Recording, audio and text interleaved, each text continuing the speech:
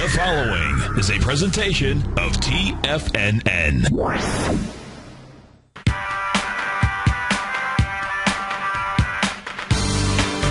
The Global Market Pulse. With your host, John Logan.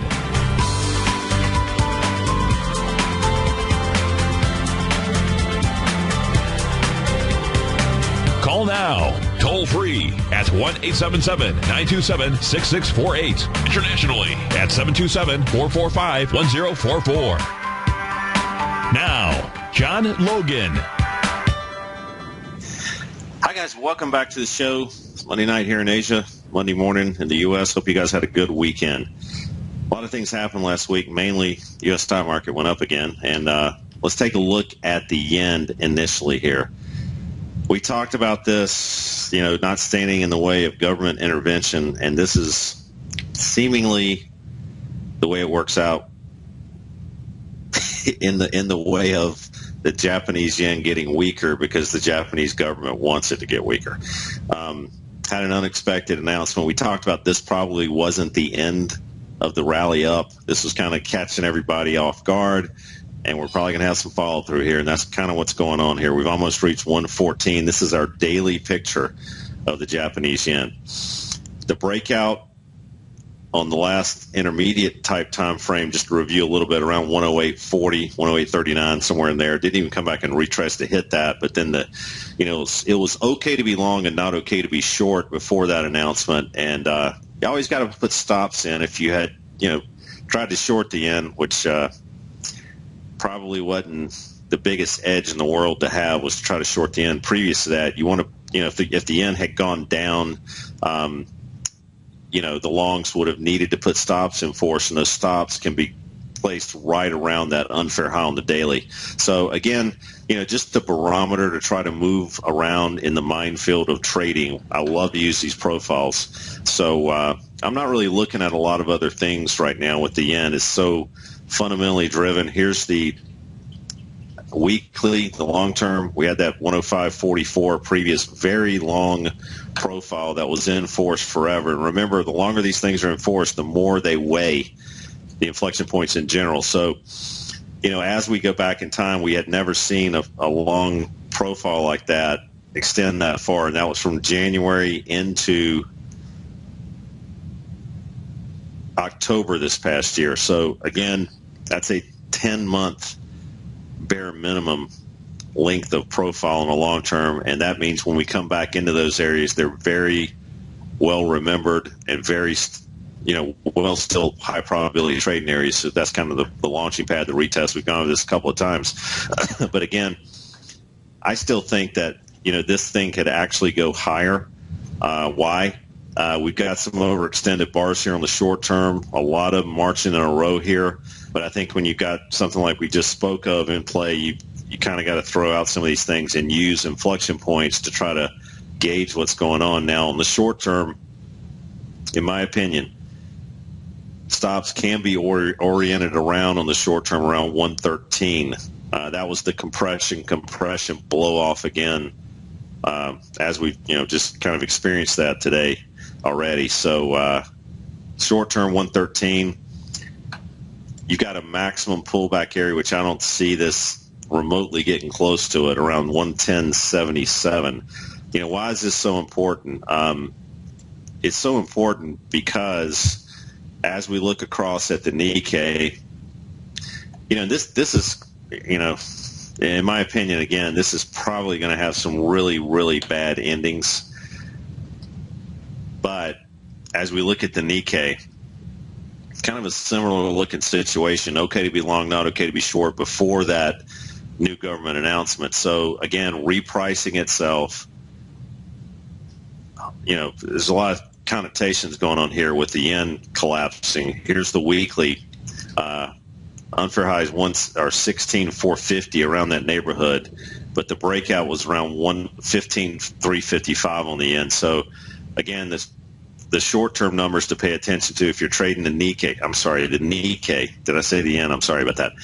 We got 17,130, that general area 135. That's going to be stop-oriented areas on the Nikkei itself. And again, if the yen keeps collapsing, which inversely goes higher on the yen US dollar or US dollar yen trade that we looked at with the chart previous, you could see the Nikkei go higher by default.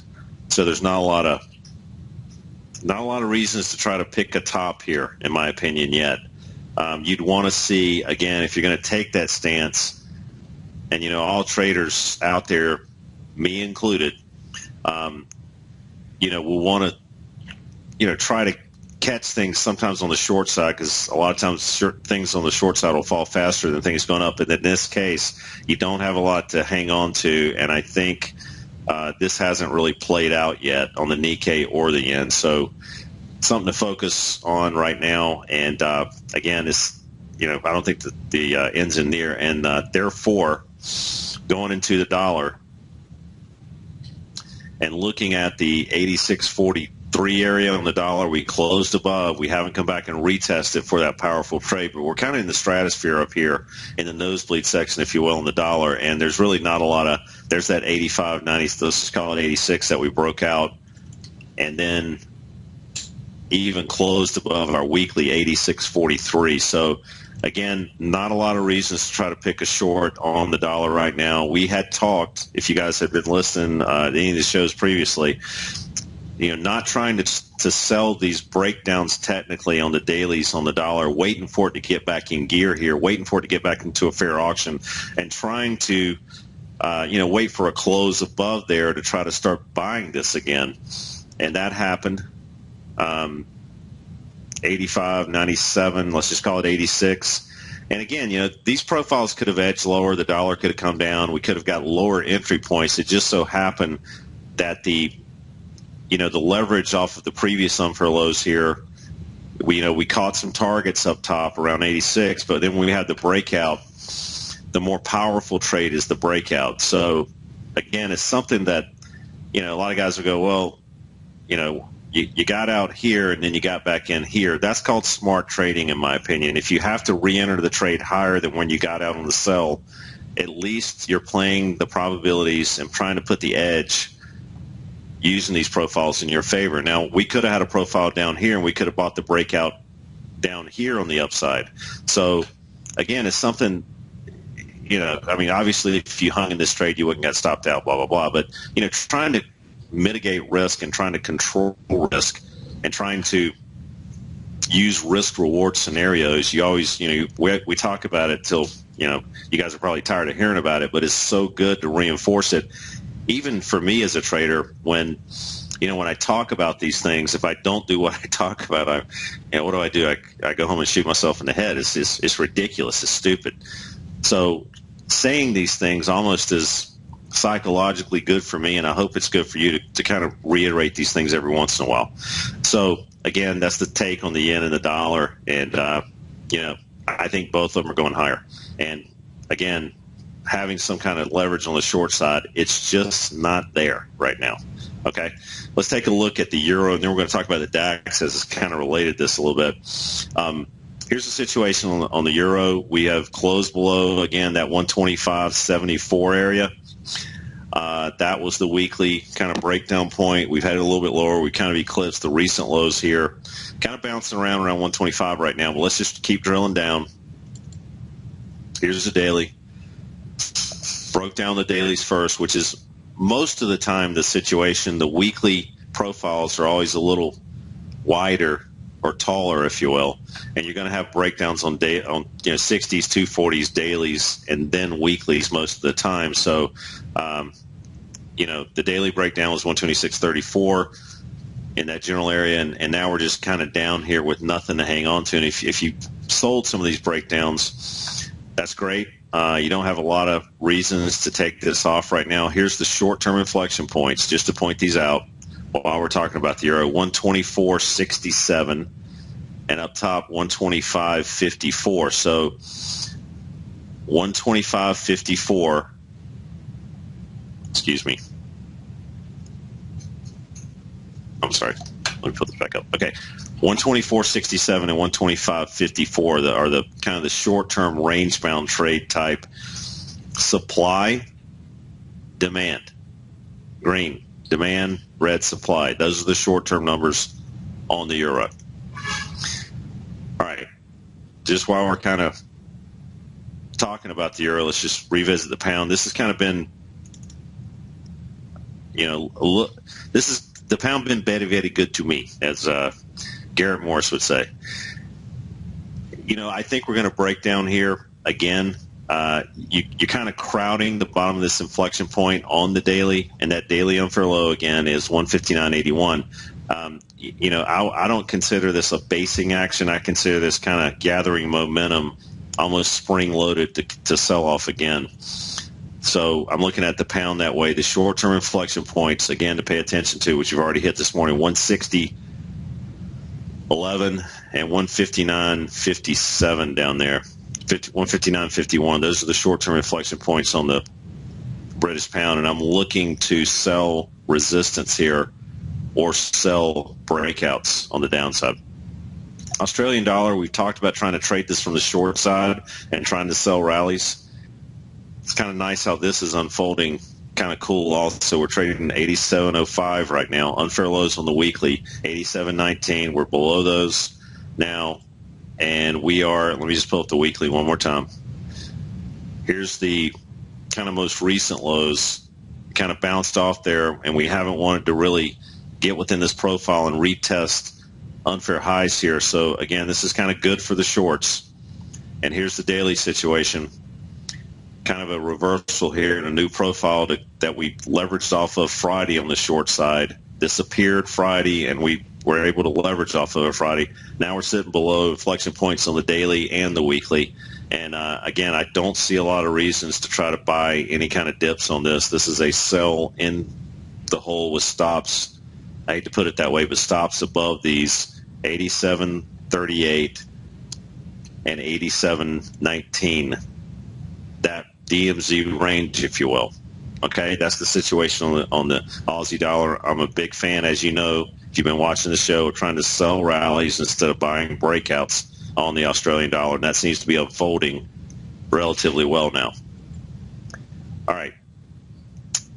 I want to talk a little bit about the DAX, and here it is. We got about 30 seconds before we get a break here. Interesting how 93.20 on the daily and 93.06 on the weekly were those maximum resistance levels on the DAX. Still feel like that's going to be something that DAX is going to have to contend with. Again, 93.20, 93.06. That's a pretty good multi-time frame resistance area. And we're going to talk about that a little bit more when we come back from breakouts. Hang around. We'll be right back.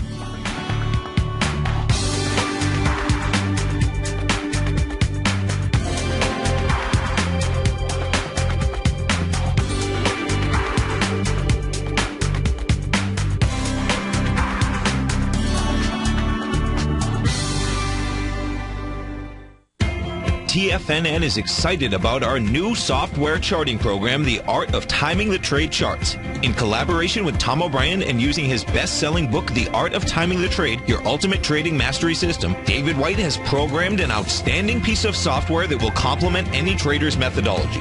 Using this first-of-its-kind program, The Art of Timing the Trade Charts allows you to scan thousands of stocks for Fibonacci formation setups, including Gartley's, ABC's, butterflies, and much more. The Art of Timing the Trade Charts is designed to help you when scouring the markets for stocks just beginning to form the trading patterns that many investors spend days, weeks, or even months searching to find. And right now, we're offering licenses available at only $79 a month. We are so confident that you're going to love this new charting software that will even give you a 30-day unconditional money-back guarantee. Don't miss out on this incredible new piece of software. Get your copy of The Art of Timing the Trade Charts today by visiting TFNN.com.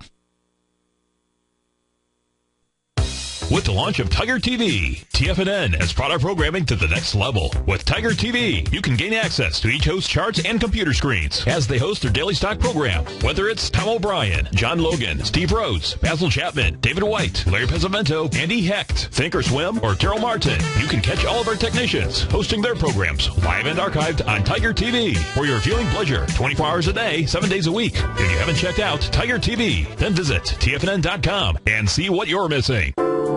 Andy Heck's powerful weekly newsletter, the Technomental Commodity Report, has delivered multiple triple-digit winning trades in recent months. And right now's the perfect time to get a full month-long trial to Andy's newsletter with no obligation to pay anything. Andy publishes his weekly newsletter every Thursday morning, where he breaks down the commodity market and provides his subscribers with specific trading recommendations based on his trading methodology. By signing up for a free trial to the Technomental Commodity Report, you'll get a full 30 days to try out this powerful newsletter service and see for yourself the types of trades Andy has recommended for his subscribers. When you sign up for a 30-day free trial, you're under no obligation to pay anything. And should you decide to continue, you'll lock in the low rate of only $59 a month. Sign up right now for the Technomental Commodity Report and make sure you're ready to catch the next big trade in commodities. For more information and to get started today, visit the front page of TFNN.com. You've always taken the long view when it comes to investing, but what if there's an opportunity right under your nose? What if you could be more responsive to market trends to seek to boost your portfolio performance right now while seeking to reduce your overall risk? At Direction Funds, we connect investors with alternative strategies that seek to maximize their returns. Smart investors deserve smart alternatives. Find yours at directionfunds.com. An investor should consider the investment objectives, risk charges, and expenses of Direction Funds carefully before investing. The prospectus and summary prospectus contain this and other information about Direction Funds. To obtain a prospectus or summary prospectus, please contact the Direction Funds at 800-851-0511. The prospectus or summary prospectus should be read carefully before investing. Investing in index funds may be more volatile than investing in broadly diversified funds. Distributed by Rafferty Capital Markets, LLC. Many of our new listeners have heard about the Tiger's Den, but wondered, what exactly is it? The Tiger's Den is a lively community where professional traders and investors can meet, exchange ideas and information in a comfortable, moderated atmosphere. Hear all of your favorite TFNN shows, plus see all the charts as they happen, live during those shows, and have access to all those charts. You can test drive the Tiger's Den, absolutely free, for 30 days. It will greatly enrich your knowledge of these markets. Details on the Tiger's Den are on the front page of TFNN.com. John takes your phone calls now. Toll free at 1-877-927-6648. Internationally at 727-445-1044.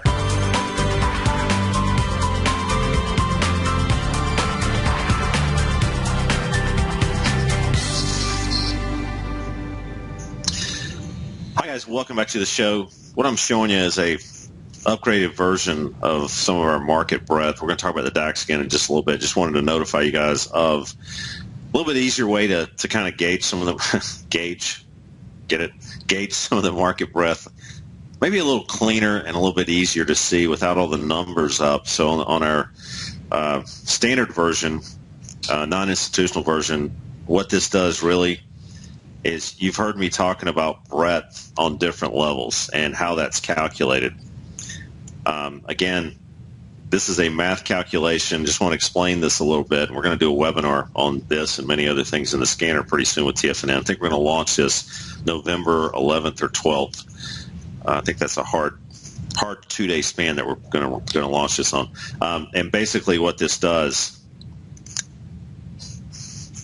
is it's a little bit of a math equation that just kind of gives you a quick and skinny on the breadth on the S&Ps, for instance, on the 60-minute being positive, and this blue area is that inside area. So we're doing a little bit of calculation between the negative and positive, and as you can see, that blue area expands and contracts based on how thick or prevalent that inside the box area actually is. So on the weekly, you can see we've got a relatively large inside the box area relative to the positive breadth on the S&Ps right now.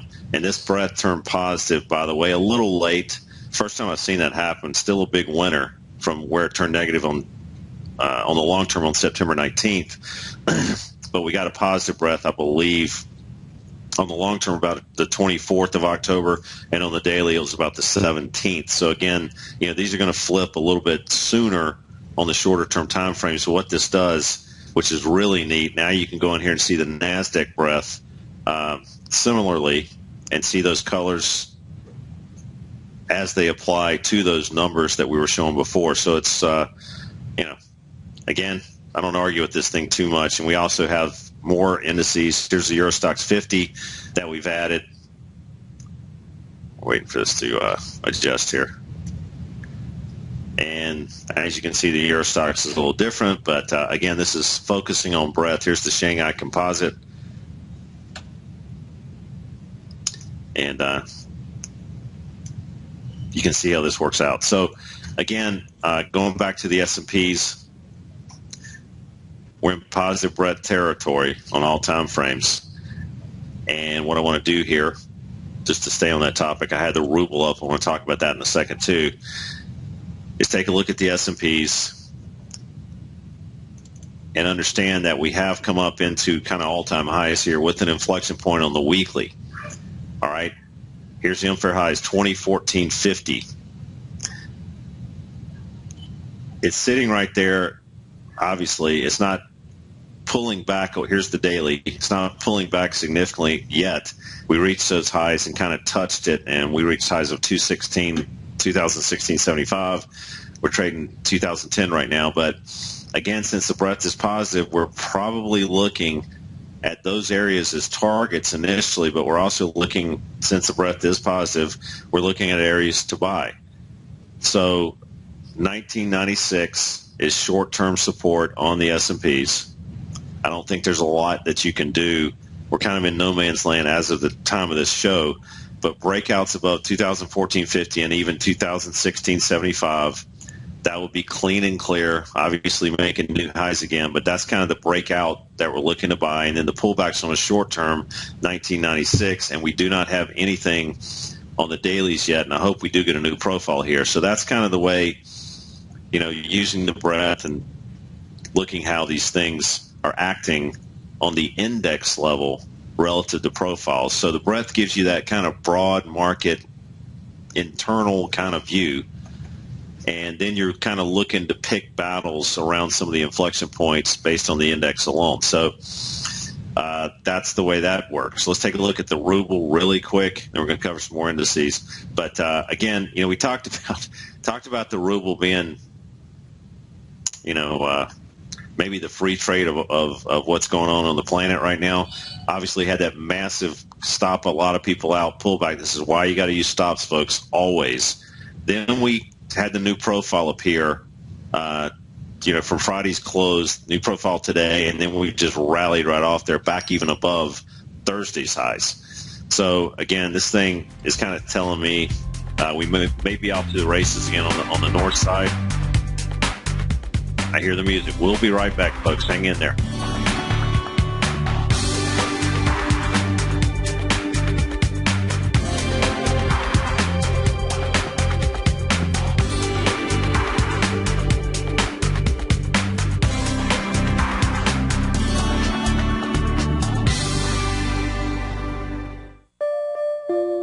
Daryl Martin coined the phrase diagnostic trading, and we're happy to announce that his diagnostic box spread analyzer has finally been released. The Diagnostic Box Spread Analyzer helps you easily identify the best box spreads on Nadex in seconds, plus you receive access to the diagnostic deviation levels, as well as step-by-step training videos teaching you how to trade Nadex spreads so you can quickly master the mechanics of this simple yet powerful trading instrument. By pulling live data from the Nadex exchange, the Diagnostic Box Spread Analyzer does all the math for you, calculating risk, reward potential, distance to break even for both outright spreads and spreads used to hedge the underlying market. Visit the front page of TFNN.com today to get your 2-week free trial to Daryl Martin's Diagnostic Box Spread Analyzer and gain access to the valuable information it can provide when trading the Nadex box spreads.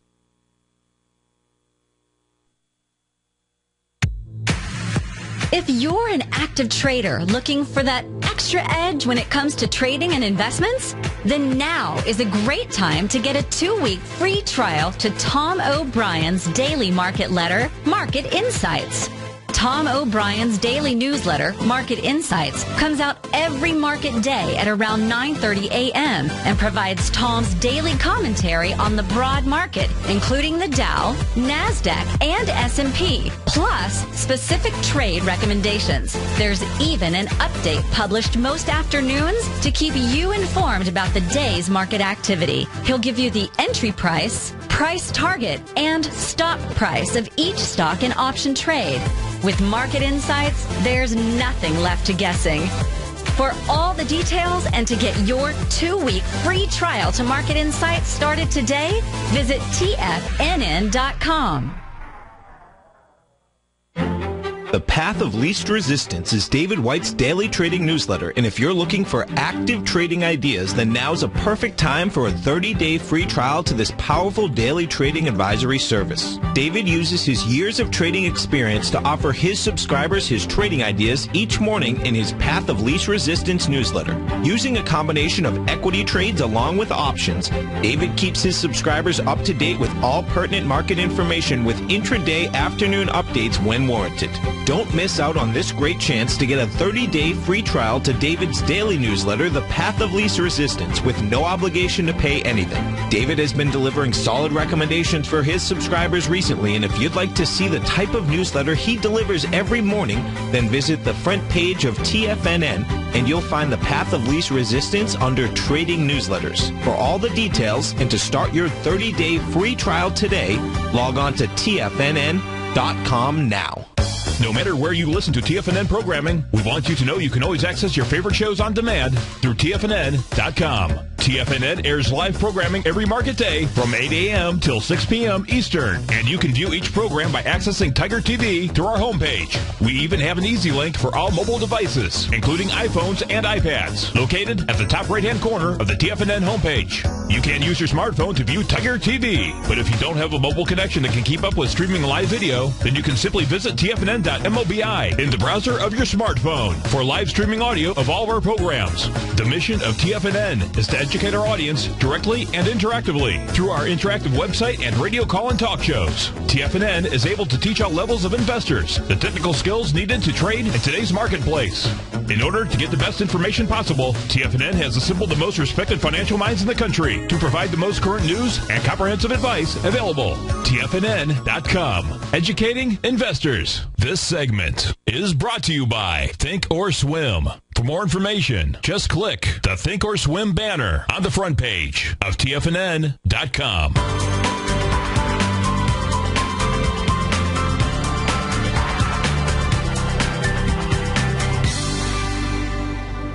Hi guys, welcome back to the show. Here is the NASDAQ, and obviously this thing's, oh my goodness, chart, get right in the right place there. Okay, here's the situation on the NASDAQ. Obviously 40.75 weekly unfair highs that it's in now, just massive close above last week. Here's the daily, nothing to really key off, no new boxes. So here's my take on the NASDAQ, 40.98 sitting below unfair highs. That would be kind of a breath positive, kind of looking for support to buy right now. Don't know if we're even going to get back there. May have a new profile appear higher, then we'll have some new numbers, but that'll be reflected in the scanner also as it changes. So it'll let you know when there's a new profile trying to appear and then a new profile concreted in with those inflection points to pay attention to. Let's take a look at the Russell. All right, finally blew the lid here last week. And again, that's what stops are for. 1140, 1141, reached the unfair highs here, just like the S&Ps. Very similar situation. So rising tide lifts all boats. Is that the deal? Here's the situation on the 240. The short-term inflection points, if you're going to trade the Russell, 1173, in my opinion, 1162. And again, this has been somewhat the weaker instrument. Everything's going up like crazy here. I don't think the Russell's too bad of a kind of a spread trade as it has been. I don't think there's a ton of risk on that, but again, put the stops in on that spread trade, kind of an intermarket spread, if you will. Still somewhat of a laggard. All right. as we drift down, I just want to get into the totally cover the usual suspects. This is, again, we talked about this last week. New box, unfair highs, 126.10. Those are the new weekly unfair highs. And 126.10 coincides very closely with 126.09 daily unfair lows. So, again, now you've got a multi-time frame kind of support area there. I don't like the way this thing's crowding down here, but, again, the market seems to make new highs, and this thing just kind of – it's almost weird how it's almost looking for a reason to rally. And the good news is on trades like that, you can put stops below that 126.10, 126.09 area. Just call it a day if it doesn't work out, and then maybe have some new profiles later, or just when we get back above, no reason to try to hang on to a trade that's painful. I still think that's the way to look at the 10-year. Considering we don't look at the Bund a lot, but we got some support that we're coming back down into after a rally up. 150.97, let's just call it 151. It's going to be support for this to possibly move higher. And this has probably a lot more reasons to go higher because of the European situation than the U.S. And just the fact that the market is just the U.S. stock market's been on a tear again, and the 10 years just barely coming off, even with so-called no, treasury buying by the Fed. It's just interesting to watch that, and I'm still staying away from shorts on the treasuries. All right. Looking at gold and silver really quick. Excuse me. I'm sorry. That's the wrong one. Here's gold. All right. Here we go. 1206, kind of Custer's last stance on the weekly. 1218 was the first breakdown retest on the daily. So now we're down here, trading about 1170 pre-market. Here's the short-term inflection points to pay attention to on gold. And as you can see, we haven't, since the 1250 area, we haven't had, and that 1241 and 1218, I hate to throw so many numbers out there, but just to kind of review what we had talked about, below 1241, we were getting stopped out trying to buy at 1218. And then, after catching a move up from 1227, 1218, that was it. I wasn't personally interested in looking at the 1206 area that much for a buy. The 1218 we talked about that kind of being the Maginot line for gold. But here's the short-term numbers, if anybody cares to know these. 1165 rounded off in 1181. So those are the, we hope that it gets back into 1181 now for a possible short situation, because on the long term, you got to kind of identify yourself, what kind of mode is gold in. Gold is now in breakdown mode, in my opinion. And the daily and the weekly and the daily have predicated that we are, not in an uptrend, and therefore on the shorter term time frames, we're looking for reasons to sell rallies. And that's just the way it is right now for gold. So 1181 will be that kind of resistance area on the short term to deal with something like that, and then breakdowns below 1164. Not a lot of conflicting information to take that stance right now on gold, technically speaking. Silver, kind of ugly. Similarly, around 17 down into 1675 was that breakdown. 17 down into 1675. The close below didn't even retest it. So again, going back in time a little bit, not too far. That's kind of, it's easy to look back and say, wow, I should have done this, I should have done that. I should not have done this, I should not have done that. But again, using these daily profiles to regulate silver has been relatively good. Until we're told differently, I don't think there's any reason to change the tone on that. So, it is what it is on silver right now, and I don't think that there's a good possibility to buy this until we get some, technical damage for the shorts on the upside. And, the short term, we would have probably a short-term possibility to buy this if it starts getting back into above 1625, but then you've got a massive lid around 1675. So that would be wishful thinking, I think, between 1625 and 1675. But that could be a short-term chance to a chance to take a shot on the long side. But I'm looking at this basically as resistance at 1625 right now. So I'd be more inclined, because of that downtrend defined situation, to leverage shorts on any inflection points that I could get my hands on silver right now. And I know a lot of people out there might be trying to buy silver, but I think you've got better opportunities to buy silver either lower or higher, and we're kind of in not a good area of significance to try to buy that thing right now. That's my opinion. Okay. Want to pull up a couple of stocks here. IBM namely, and the reason I brought this up was because, and I'm going to pull up the short term here to let you know what's going on this morning. It's just hard to look at this because the thing gapped down so far.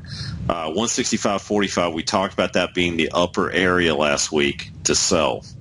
And, if you're day trading this, you really kind of lick your lips when we have something like that happen, and then we get into an area where we can pick a battle on a pretty significant time frame to stay with the trend down. And IBM has kind of been showing its hand to be a weak instrument relative to all the others.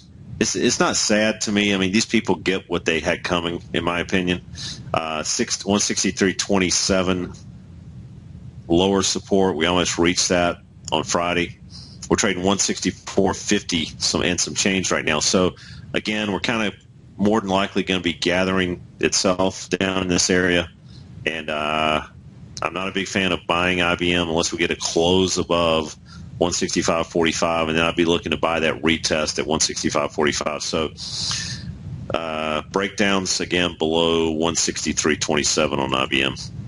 Not a lot of good things out there on IBM, so you'd be trading against the trend, trying to pick bottoms on that thing right now. Let's take a look at ExxonMobil. I can get my chart to come up here. Okay. A little bit of a move up, obviously, on Friday, 96.71, trade 96.60 cents some change right now. That's pretty good technical damage on the upside.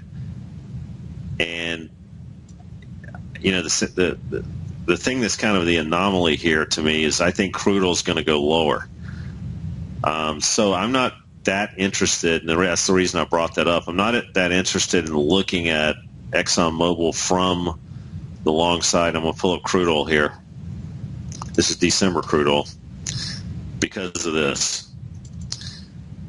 And we've talked about this, and this thing just really looks like, to me, and I hate to go on gut feelings. I don't think this is gut feeling. I just like this technical action here, just crowding 80, not wanting to get away from it, and then the flush. And I think ExxonMobil will probably be subject to that flush if it happens. And if we do get that flush, you can put some stops oriented around that 80 whole number, because that's basically where the bottom of the profile is right now. Okay. Let's take a look at something we know better than to short. Man, that was a wicked move on. There. On Halloween. Let's see something there. Okay. All right. So the situation on Apple, as you can see, long-term traders had a little bit of a stop-out action there and then off to the races. But on the daily, nothing to key off of here. It doesn't have to be too high.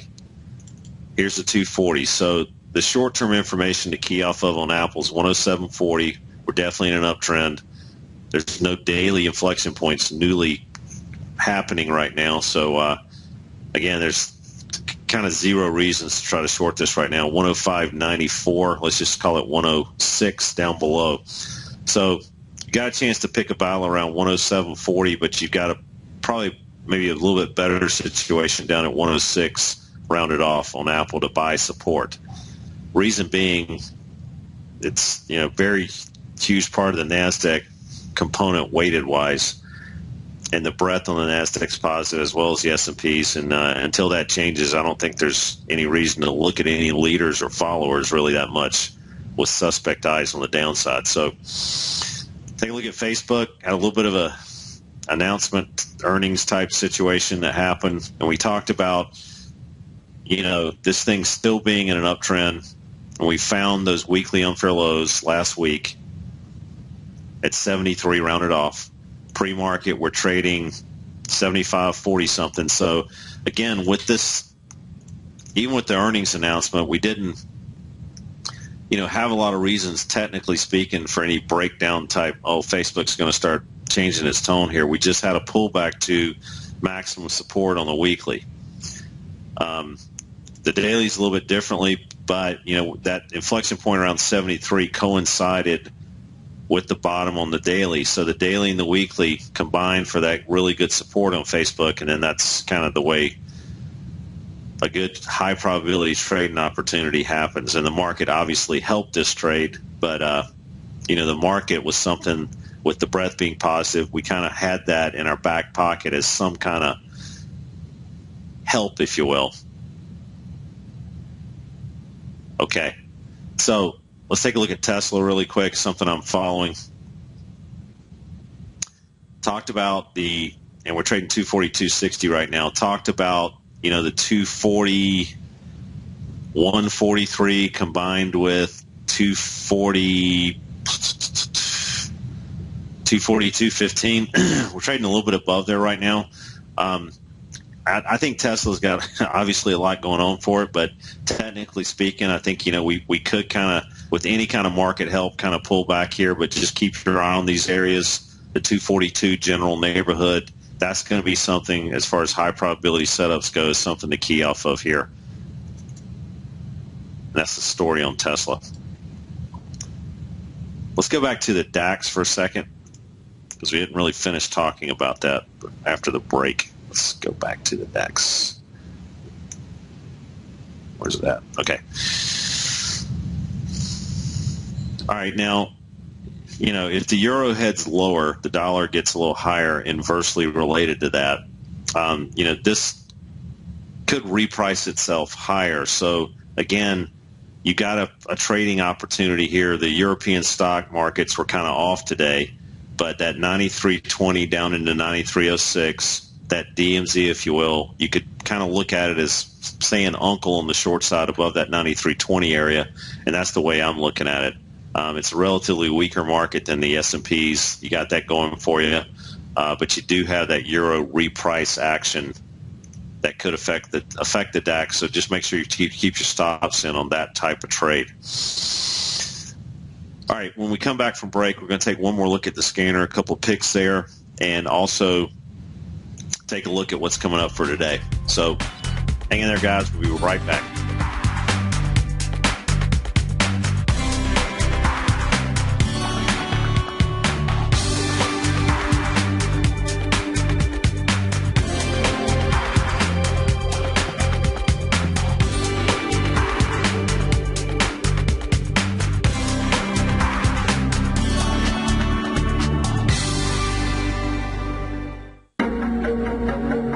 Has the current market volatility continued to stop you out of trades when the market spikes against you?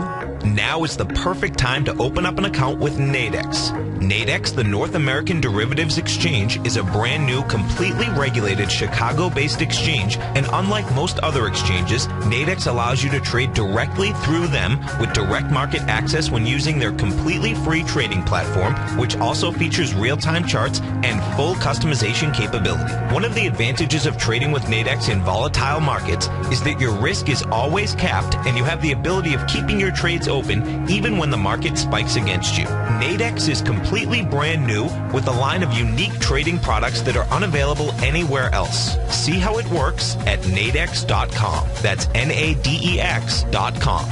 Or click on the Nadex banner on the front page of TFNN.com. Futures and options trading involves risk and may not be appropriate for all investors.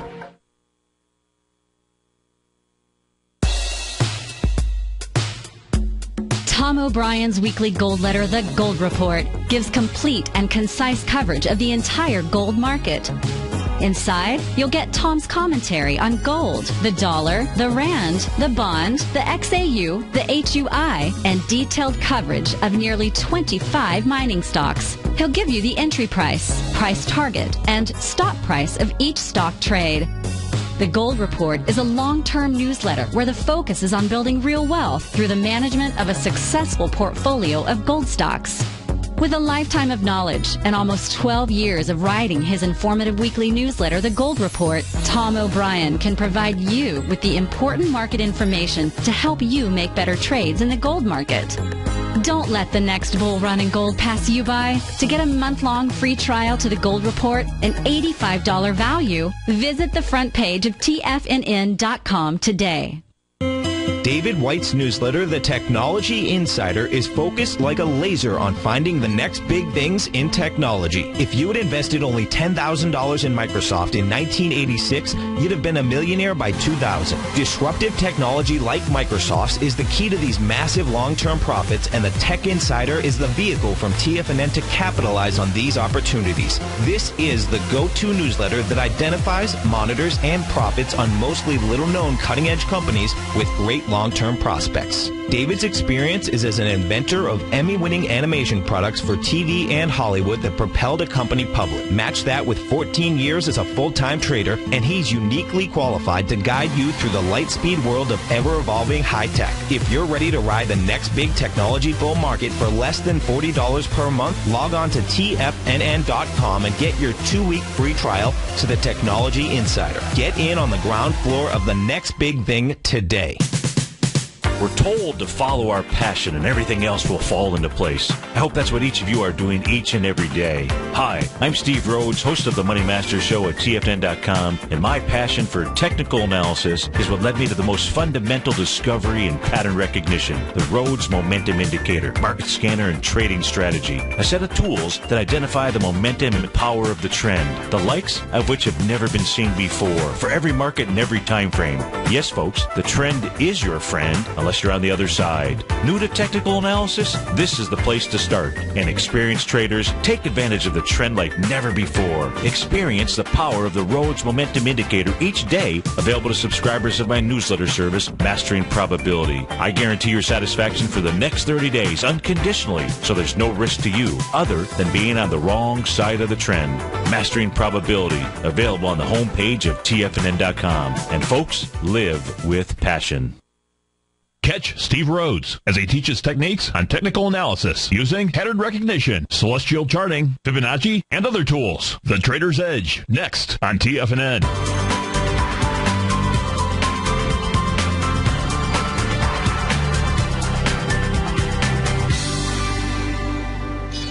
Hi guys, welcome back to the show.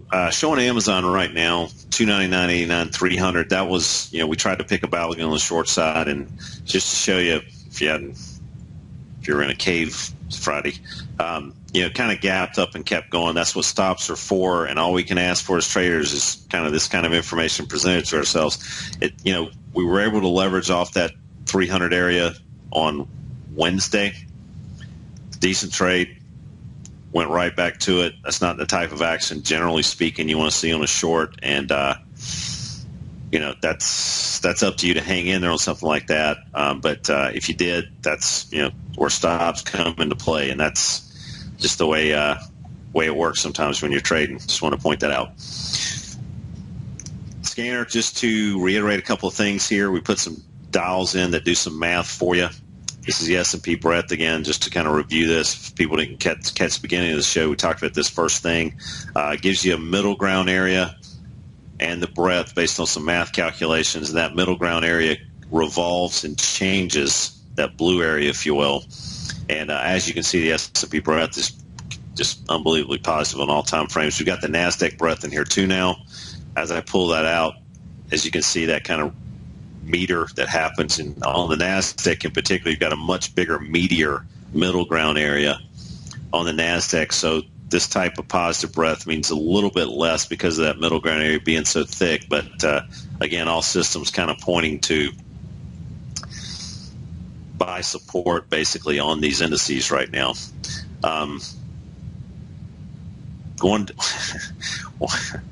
This is going to be an endeavor to persevere here. We're going to pull up the S&P 500, and we're going to try to find stocks that are, not cooperating with this market move up. And this has just been wicked, as we know. I'm going to go daily. I'm just going to pull up below the box. I do this all the time. I'm going to show matching results. And quite amazing here. Gracious. Newmont Mining, some of the same names, Freeport McNamara, Transocean, some energy-related stocks, Southwestern, Coca-Cola still in there. And you'll probably see IBM possibly in here again. But I got, these are the dogs of the S&P 500 as far as profiles go. And that's quite amazing. Quite amazing. Freeport McNamara, FCX. Again, this kind of has been something, one of the only things, as gold's just been getting hammered, to kind of, hang your hat on the short side with. Here's the situation on FCX.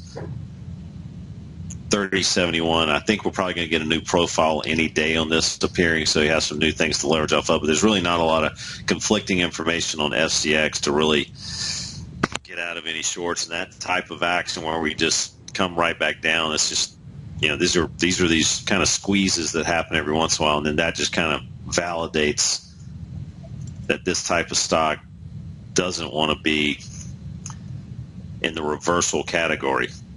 So, all right, as we finish up the show here, let me just see what's going on with some of the currencies that we looked at earlier.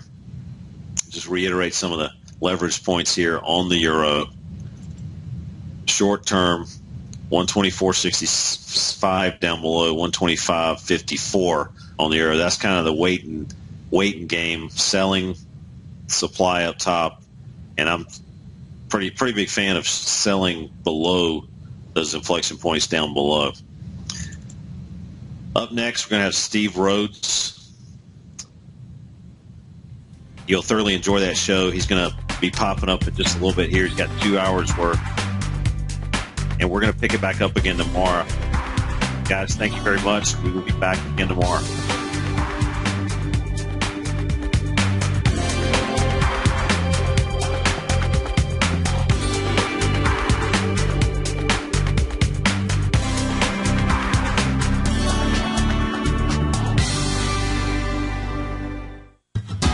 Since 1984, Basil Chapman has been using the Chapman Wave methodology to advise traders of his expert market opinion. While originally hand-drawing charts from the late 1970s into the 1980s, Basil noticed that prices under most circumstances virtually always had a certain number of legs to the upside before declining sharply. Later, Basil found that computer software, which included the standard market technical indicators, enhanced the degree of accuracy in calling price turns, as well as market trend calls. Thus was born the Chapman Wave sequence.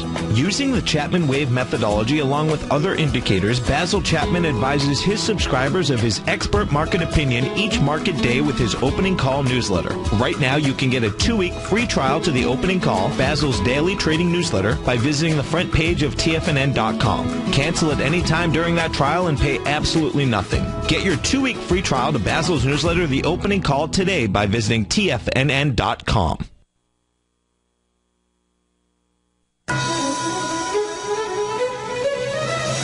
This is TFNN.